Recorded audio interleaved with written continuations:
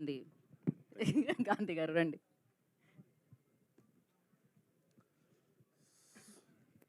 అందరికి నమస్కారం.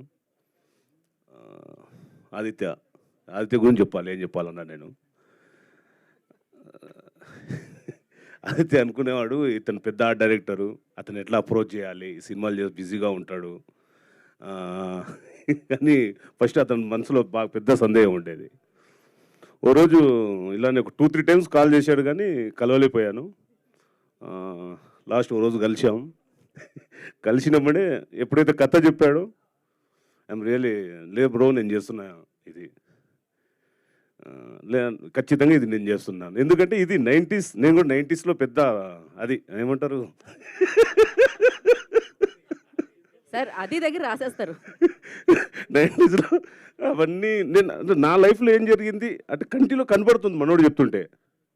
మా ఫాదర్తో ఎలా ఉండేవాడిని, మన ఎగ్జామ్స్ది అది ఎలా ఉండేది అవన్నీ చూసే వరకు లేదు, చాలా ఇంట్రెస్ట్గా ఉంది.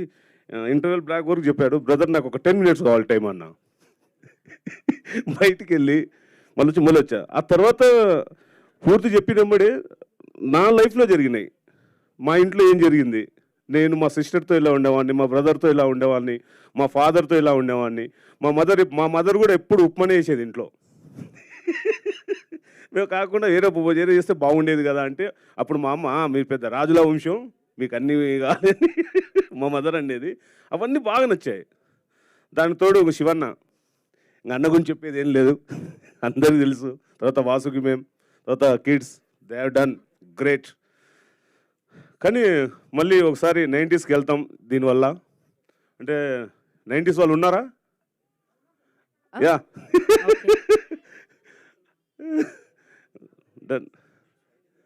అలానే మన డిఓపి అజిమ్ భాయ్, మాకు ఎలా ఉండంటే లొకేషన్ చాలా కంజెస్టెడ్గా ఉండేది.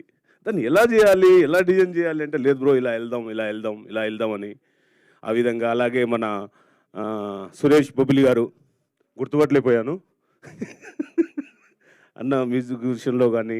అలానే మన ఎడిటర్ శ్రీధర్, కాస్ట్యూమ్ గారు, శ్రీదేవి, తర్వాత బ్రదర్స్ అందరూ బాగా సపోర్ట్ చేశారు. ఇది ఫుల్ ఎంటర్టైన్మెంట్ అండి. అసలు ఫాదర్ క్యారెక్టర్ అయితే అసలు మా ఫాదరే కనపడ్డాడు.